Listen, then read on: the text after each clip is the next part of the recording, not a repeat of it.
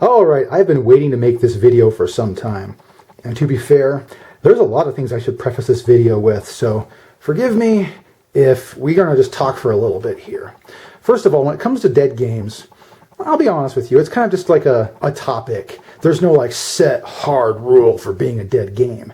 But I did point out that if a game is in production, but has very little play, that could count as a dead game too. And I was very worried about Drop Zone Commander there for a bit, but still, that's one thing. I also have to bring up something else. When it comes to games, we have a weird thing nowadays where online publishing is a thing. And let me tell you something about online publishing. One sentence you can hold as a gospel and truth. Anybody can produce it, and nobody has to play it. There are people on like Wargames Vault and whatnot who just collect rules, and I swear they probably never play most of them. They just collect rules. Oh, I have this. Oh, I have this. They don't ever play them. One thing also I've got to point out about games is that playability is key. If your game does not have a requirement to play the game that is easily available to the resources of a gamer, that gamer cannot play your game. If your game requires you to rent a basketball stadium, and if your game requires you to have laser pointers in a technology update system, you're only going to have gamers that have that access that will play your game. This is why tabletop games are so awesome. You just need to be a person who can open up a box and play with the things on a tabletop with the things you get in the box. People have forgotten in this day and age where you mix like cell phones with gaming, having things as simple and out of the box as possible means you have more accessibility, because you can keep playing after your cell phone dies. I'm saying this all in advance of this one game because I am presenting to you today, on this day, the Deadest of Games. I'm going to call it the Deadest of Games. I'll explain why at the very end of the video, but this game really deserves the title, the Deadest of Games. And, weirdly enough, I have played a derivative of this game pretty commonly before the COVID pandemic hit, and then the game shut down altogether. This game originally came out in 1977, though they call the first edition and the second edition, the playtest alpha and beta, they call the first and second edition. This is Mustangs and Messerschmitts. This is the fourth edition that was printed in 1983. There's a previous edition that was printed in 1977 that supposedly has a lot of faults with it. And the present fifth edition, which has really good formatting by comparison and is very easy to read by comparison, is what you can find on wargamesvault.com. It's being updated by the original development group, although in 2012, the developer of this game, Rockland Russo, died.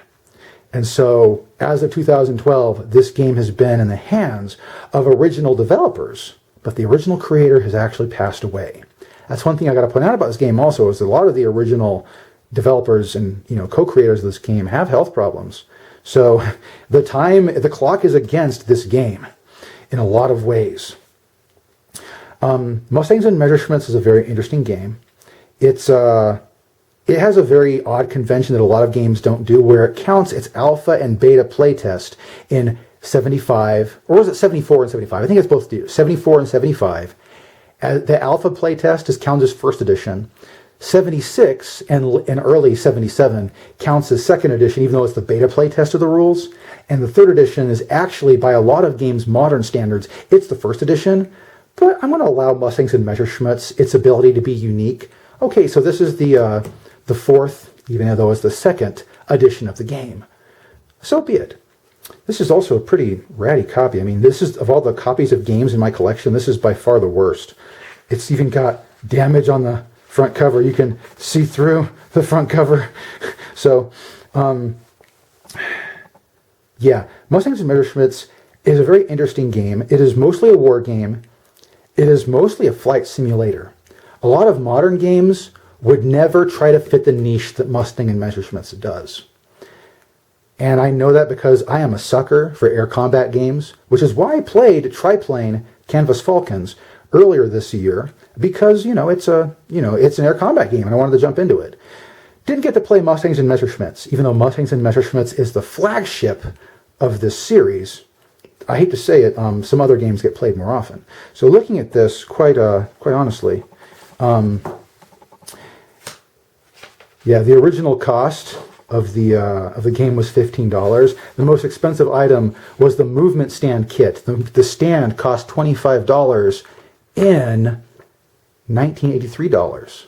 So you can do the math on that. I would estimate a kit for the movement stand for this game, given that I've played the game and seen the movement stands, would be about a $50 to $60 investment per stand.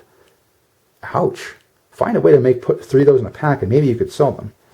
Has a little opening story, has the dates right there. And actually, this introduction tells you a lot about the game. He's very open. The designer, Rockland Russo, was extremely open with talking plainly with his gamers. Now, I'll be honest, he seems like a bit of a control freak.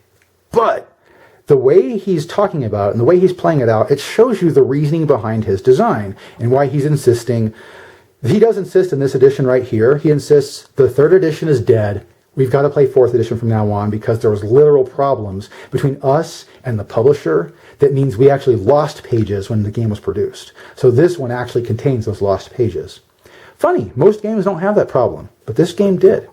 And it does talk about like the way the editions are lined out here. He's very anti-house rule. Because he, like I say, the guy, these are the rules. Play by these rules, please. And apparently he even had an organization going back in the 80s where you actually could get together with other players of Mustangs and Messerschmitts and play tournaments against one another. I've heard that happen mostly at conventions. They went to conventions and played tournament games at conventions. But I like the fact that he does 2 things at the same time with this game in describing what he wants to get to. He likes accuracy above all else, which is a very old school way of doing things. Nowadays, we have flight simulators. He wants to go you can do this on paper and pencil route. The second thing is that he agrees that complete accuracy is not possible because that would really require just fighting another air war to get the most accuracy out of it. But that causes political problems and people dying and lots of expenditures of money on, aircraft. So anyway, he has this point of view where the reason you play Mustangs and Messerschmitts is because you're trying to have a really accurate simulation of World War II combat. Now, let's just jump into it. The game looks like stereo instructions beyond stereo instructions. It's just printed out, typewriter style, and published. This was one of the publishing options available on the cheap back in the early 80s. Those things we see from TSR Games, that's high tech. This is what most things published look like. If you ever go look at an old novel from the days, they've got like a little block of standard like Helvetica style text and go from there. Let me jump past things where I can show you how the game actually plays. To play this game, you need a 2d6 and the single d6 sometimes. It might be helpful to have a d8 as well. And then percentile dice, 2d10, are also required. There are a lot of charts in this game. So yeah, this chart contains most of what you need to play the game. I want to show you visually what it really means to play Mustangs and Messerschmitts. This, you can see the blue diagrams behind, but this here, this piece of paper, it says, building a stand. Yes. One of the things it says here, it is necessary for the play of this game to build one or more of the following stands. Of the 1,000 people already playing this game, roughly half have built stands. The rest who own stands bought them from people who are making them. To build the stand, you will need the following tools. And so this is the thing where you go down to the wood shop and you make a stand with metal and wood and about 2 kilograms of lead, really. So this is what they look like. This is the movement stand for the game. It's about this size. The template you can photocopy, lay over wood, and then slice out with a jigsaw. And then you can drill and modify the rest of it. You can have some real fun with this craft and art style, and I'm thinking about doing so if I make my own stand, which I'm probably going to do in the near future, but the thing is that this is so crazy old school, it's not funny. This is literally, what the heck are you doing, man? See this part here? There's a post that goes through that's actually the center of the stand. So the flight stand comes up from here.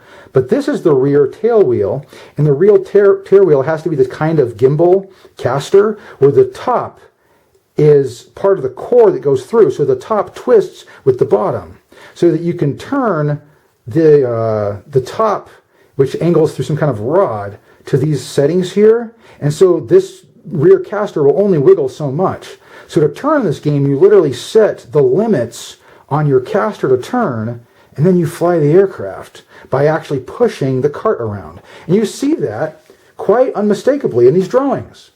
This is the only wargame I've come across where you have a complex mechanism. Well, there's WizKids' little clicks games, but let's put those aside. There's a complex mechanism you use to actually play the game. There's vertical altitude blocks on the stand, and then there is the actual stand, which is on casters. And to prevent it from just rolling around freely, like I mentioned, you strap 2 kilograms of lead to the bottom of the stand. I'm not making this up. That's actually how these work. And you can play games with these. There is a little, if you didn't notice, there's a little square in the front here. That's the actual location of your aircraft. So when you're playing the game, you have to put all your lines of sight through this grid to see what you line up with. If you're in this part, it's -4 to hit the aircraft. If it's in this part, it's -2 to hit the aircraft. And if you're behind the aircraft truly, then you get your no modifiers shots at the aircraft. Fighting in the air is hard, and they represent that quite literally with this game. It's not an easy game to play. In fact, there's math required to play this game. Look at these charts. These are like endless charts. Whoosh. I mean, that's in good 8-point font there. So the previous font I was looking at was probably 6-point font. I recognize 8-point font when I see it. I usually type in 10-point font, so I think I'm small. And then I picked up this game. Oh well. The weirdest thing about this game is how it plays. And bringing it up to the front, we have scenario generators. You roll on a D percentile what sub-period you want to play when you're playing the game. So you roll that. Then you roll to see which side you're on, of all things. And then you can roll for your mission. And then you roll to see which aircraft you get. Literally, to play this game, you need to have everything on the chart you want to roll for. And the funny thing is, if you're rolling a D6 where it's like, I want to play any possible scenario in World War II, congratulations, by default, you kind of have to have a plane for everybody playing in the mission. It's really weird, where you have to absolutely roll for absolutely everything. I really wish this game had a faction system where you could at least pick a side to be on. That would be great. But nope, nothing like that. Hey, I'm a German player. I'm a Japanese player. I'm an American player. You don't get that in this game. You literally have this thing where, yeah, you just roll randomly and see what you get. And the rolls go all over the place. There are some funny terms. This game group has some great access to terminology that's just freaking great to talk about. Where's my favorite term here? It's used, yeah, here it is. Sitzkrieg. That period of time between the invasion of Poland and the invasion of France, where there's a few battles in Low Countries, there's the Ebon and Mail Fortress, there's a bit of things happening in Norway. Sitzkrieg. It's Blitzkrieg, except for you're sitting on your butt. That's cool. But anyway, so you roll for just about everything in this game. And the way I'm approaching this game, I would just pick a section of time I love. Like, let's say you're a big fan of Operation Barbarossa. I would just build these fighters and go with it from there. Oh yeah, I said build the fighters. That's right. This game suffers, and I say suffers because it's not really a benefit. It suffers from being in 1/72 scale. So it is to scale model-wise to all of the war games in that period, which used the old, 1/72 scale model World War II figures. Don't know why. It's an air combat game. It really should scale to something smaller. The actual ground scale is closer to 1/44 scale, from what I've been told. But and I've seen 1/700 scale aircraft uses bombers just because they're that big instead of humongous. And bombers usually fly in formations. So yeah, and you have charts upon charts of how you roll up the aircraft. And then of course all the aircraft stats are in the back. You want to get your head around this? The stats are composed of minimum speed, cruise speed, maximum speed, and at various altitudes, so you have altitude bands where that matters. Terminal speed, your roll rate is 1/2 of your maneuverability. Basic turns, and it's rated by the setting and how many degrees it is. They could have just put the setting rating. It's A, B, C, D, E, F, D, that kind of stuff. Climbing, so they have climbing based on the different altitudes. Diving acceleration, that's based on how heavy and unaerodynamic or aerodynamic your aircraft is. Gun tables. They came up with a bunch of gun tables to say, okay, you have this strapped on your aircraft, therefore you run off this gun table. Okay. Yeah. I actually would prefer a game where you know what each individual gun does, so you could do weird things like get variants that add or subtract various different kinds of guns, but oh well. This game was looking for what was in the field as opposed to, fun and playability. Ammo, how much ammo that gun table has. Average hits. That's weird because it should be just the hits you have for the aircraft. That's how many shots of damage you could take from enemy fire before you go down in flames. Critical table. It still happened. You have critical hits that occurred. And after you got to 0 hits, instead of dying immediately, every hit became a critical hit when you got hit. And so there have been some guys who have just completely took hits left and right, but never fell out of the sky. This one guy who I think is a really cool player, he had a F4U Corsair that did that, and I was glad to hear he was flying a Corsair, one of my favorite planes, when he broke the critical table rules. There's a sighting table. Your aircraft is a certain level of how difficult it is to see out of, rated on a scale of A through E, and it's a table you go by to search for enemy aircraft. You have to spot an aircraft in this game to join in like free combat mode. You're in a patrol mode before you pass your sighting roll, and your sighting roll allows you to then move freely towards any other aircraft you've spotted. If you don't pass your spotting roll, you only join the combat, so to speak. You're allowed to move outside of your patrol parameters if you're shot at, or if you finally pass a sighting roll, then you may choose that enemy as a sighting roll. I've had horrible games of triplane where I've spotted the left side of the field and I wanted to go fight on the right side of the field. So congratulations, I only spotted the one side, so I have to move on the left side and go play from there. By the time I was fighting it out, I didn't want to spot the other side of the table because I was busy in my own little fight. Initiation. That should be initiative, I think. I don't know. It sounds more like a 1d4. Huh. Initiation. I really think I should read the rules. I remember there being an initiative roll, and it was based off a die. D4 seems an interesting one. I need to go read how these rules work. The game I played was a derivative of this game. It also has a ceiling. Ceiling is written in sticks versus marks on the stick. 7 sticks high / 25 marks on the stick, and each stick had about together there were 72 because it was 6 foot. Each stick is 6 foot tall, and each mark is an inch. So that's what that is. Feel in depth yet?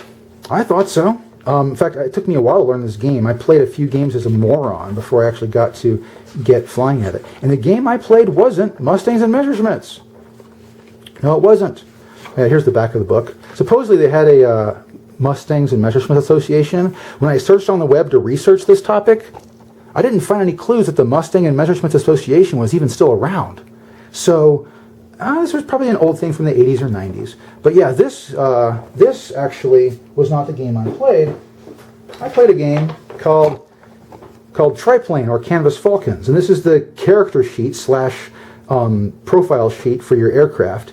You have weirdly enough aircraft up here, aircraft specifications down here as well, which is weird. Can't they just stack these, and a lot of these could be put onto like a reference sheet, which I did. I took this into Photoshop and said, hey guys, look, I have a Canvas Falcons sheet that just simplifies everything. And I can then record game data during the game turns down here. Ha-ha! What do you know? And besides, in this day and age, I have no problem making a bunch of copies for each pilot, right? That's the funny thing about this game. Because of how it works out, let me tell you something. Because of how it works out, you have to roll for each individual aircraft, right? And if you don't have an example of that aircraft with a pilot surviving previous missions, you make a new pilot sheet. So it just so happens you will collect a butt ton of pilots for playing any of these games because there's a pilot per aircraft. And then he may move into different other aircraft, but the deal is you kind of have to roll for it, and then the pilot has to move into that aircraft from the previous setting. That's another thing, because you randomly roll for the setting you're playing in sometimes, your character may move back and forth without time. And so that one developer he's the one that runs the game right now, he says, yeah, you have these Time Lords where they jump back and forth in history. I have a way to solve that, but I could bring it up in a different video. It's kind of complex, but it would work. So yeah, you have a pilot record sheet for every pilot, and I actually do not have anything for Mustangs and Messerschmitts. It's all Canvas Falcons triplane. And I have this box here. I usually don't show miniatures, but these aren't really miniatures. They're 1/72 scale models. This is my custom box. You see how I even have triplane written on there. You'll notice it's kind of funny. I have some symbols on there you don't expect to see in World War I. There's a reason for that. I actually have stuff for the Polish-Russian War, which, since you just play the model of aircraft, right? It doesn't matter what they're painted up like. You just play that model of aircraft. I had a bunch of models that were like this Newport, Russian markings. This Spad 7, Russian markings. This Albatross 3, Polish markings. I'm thinking about putting this guy in Polish markings too, but right now he's running with a German pilot in him, and the game has been put on hold because of COVID, so I might go back and develop this German guy. He's an Albatross D7. What are the chances of me rolling that? And then, of course, I did some fun things with others. I mean, this is the most apocryphal Fokker Eindecker you'll ever see. Yes, that's actually a Japanese Sopwith pup. They actually did have those. I have here a supposedly British Marine Selner Bullet, and then this big blue plane is just wearing apocryphal camouflage. Because you roll for your aircraft, and you have a rule where you can default to a lower setting, this is the easiest aircraft to roll for on the Allied side. So it's my joke aircraft. It's like, well, you guys are forcing me through bad rolls to play a crappy plane, so I will play a crappy plane. I'll run down to this one and play with this boy. So, yeah, the game, like, I didn't really want to buy all of these. I was going to be content with having like a Bristol fighter and an Albatross. And this was just the most common aircraft available, but it's hard to roll for in the game because it's a really good World War I aircraft. Yes, I'm talking World War I. This isn't Mustangs and Messerschmitts. I'm going to get to this in a second. But I did get like some other aircraft that are more easy to roll for, that the Russians use a lot. And so I actually have, oh yeah, there's this blank spot here. I'm going to make a DH2 that's actually fully historical, and that DH2 is going to go right here. So if you're wondering, yeah, having a collection of miniatures, or in this case 72 scale models for this game, is kind of mandatory. And that's where I kind of have to talk about this game as being why I'm calling it dead. When you play, that's the thing, I started this game because I ran into the original developers. I know them now. And these guys that I have met, I got news for you. They don't play Mustangs and Messerschmitts. They play Canvas Falcons. The game developers themselves don't play the game. Well, they do, but they play the different version of it. And the World War I game is different. You have, in each subsetting of the game, you have at the very bottom, you have like two-seaters and craft you don't want to play, and at the very top of your roll, you have stuff like, the Red Baron's triplane, the tri-decker. You have the stuff like the SE5A with the, not the Wilworth engine, it's that special engine, it's not the normal Rolls-Royce, it's the upgrade. But you have that, you have some of the metal aircraft, depending which setting you're playing in. And honestly speaking, it's a different game than Mustangs and Messerschmitts by far. There's a few things that roll differently. The aircraft have different scaling to them, so the scale you play in triplane is not compatible with Mustangs and Messerschmitts. Mustangs and Messerschmitts comes out of the focus a little bit, where triplane zooms in so that you're closer to the aircraft. And that's the one I think that for sure has 144 scale as its actual scale, even though you use 172 scale aircraft to play the game. And I've looked into this. Mustangs and Messerschmitts has very few actual active game groups. I was told by the developers, there's a group in LA, there's a group somewhere, I forgot where, it's somewhere in the Texas region. There's a group in Ohio, there's the Utah Developers Group, and then there was, I think there's an additional group somewhere in the Great Lakes, actual Great Lakes vicinity, like Michigan or Illinois or something. It may, I forgot, but still. So you have 5 groups, of which 2 of them are under the sway of the original developer guy who doesn't like the World War II setting and wants to play World War I.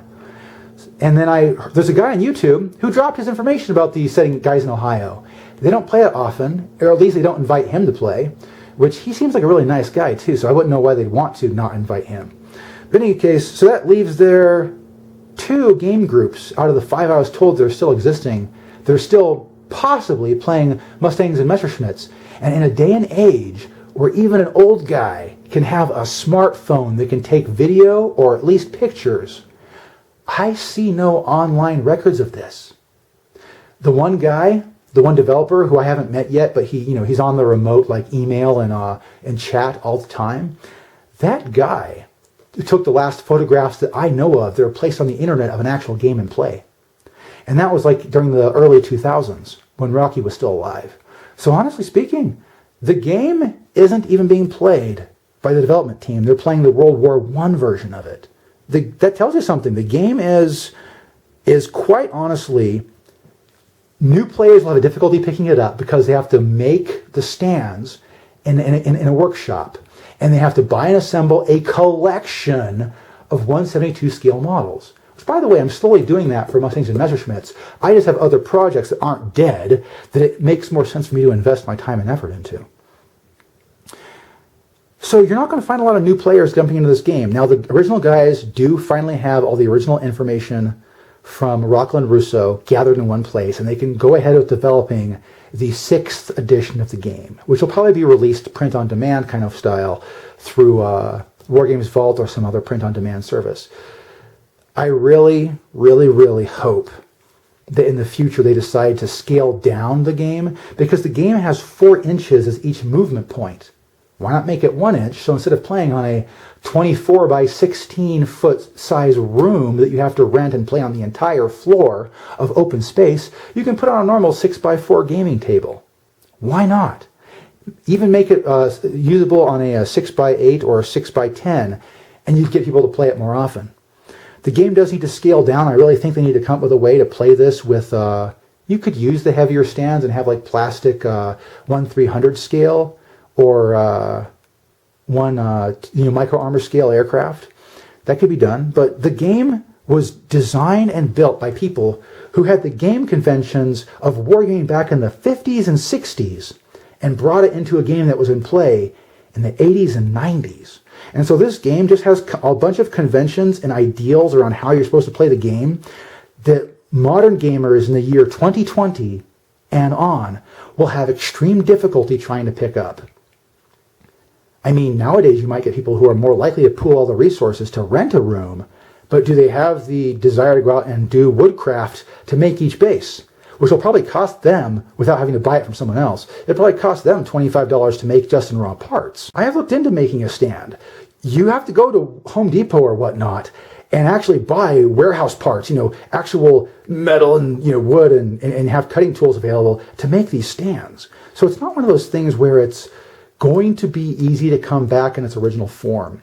I can honestly say, because of the health of the designers, because of the fact that one designer is bringing it into the bias where it's just World War I, and because of the conventions involved in the game, Mustangs and Messerschmitts is down to its last few players. I can guarantee you amongst those 2.5 game groups that are still active, for Mustangs and Messerschmitts, there's probably 50 or less gamers in the United States, a country of 300 million. There's probably 50 gamers that play this game. And there's a few more that play Triplane. I know that because I was with them. I should probably I should find some photographs I took for Triplane and put them in a video. We might talk about this in the future because, honestly speaking, I love air combat games. You will see me post more air combat games along with the other sci-fi style old school games I play that involve hexes. But still, Mustangs and Messerschmitts, it's on its way out. And there's no other way to say it. There are other air combat games that will come out that will be more playable, more purchasable, more capable of attracting a crowd than Mustangs and Messerschmitts is. And I say that realistically. I loved playing Triplane with the original development guys, but dead games are not about whether you want them to be dead or not. It's, are they dead? And I haven't played any Mustangs and Messerschmitts yet. I've played Triplane. I've played the World War I version. I showed you my models, which of my own volition, I went on eBay and local stores and bought models in the year 2019 and 2020 to play this game. I went out of my way to make this old game resurrect a little bit so I could play with these guys with my own collection. Let me tell you, if my efforts went that far, other gamers could, but let me tell you, I think I was the only new player to join their group as of recently. And I'm probably the only guy of the last 2020 to buy stuff off of Wargames Vault for this game. Oh well. This is Mustangs and Messerschmitts. This is what the game is. And it really needs a next generation. It needs to be scaled down and fit on the tabletop. And the stands need to be simplified. But I don't know if I even convince the old guys to take that route and make the game accessible so that it could take off again. The old guys want to make 6th edition, but it's probably just going to be a visual redesign of the old rules. And it'll be played as often as the old rules were. So, yeah. I've enjoyed playing Canvas Falcons. I would love to play some Mustangs and Messerschmitts in the future. But it's a game that's so dead, the original developers aren't playing it. And I played with the original development group. So, I hope you enjoyed this video. You will probably never find a rulebook for Mustangs and Messerschmitts, and you'll probably never play the game. But now you know it exists. I could show you a few more things if I really wanted to, but the thing is this game has its place in history now. And that is of a nice little game that came out in the 80s and 90s that was the last hurrah for very old school wargaming. That's what Mustangs and Messerschmitts is. In the near future, some other air combat game will be able to take the spot. We had Wings of War come out on Wings of Glory, Wings of War. We had, there's Check Your Six. There's a bunch of other games that are out there that are trying their hardest, but they tend to be on the, the low scale side. And there are other games that are more common to play, and they're better to play in a lot of extents because you can play them on the tabletop than this game. So in that case, I'm sorry, Mustangs and Messerschmitts is dead. Triplane isn't dead because the original developers still play Triplane. So you may actually see quasi-dead game videos in the future about Triplane being played. Hopefully I can get the old guys together. I'll take a trip down and we'll get a game of Triplane together, and I'll put it on camera so you can see what's going on there. But yeah, thank you for watching this video. I hope you enjoy air combat and old games as much as I do. And may you have a great rest of the year and a great new year to come.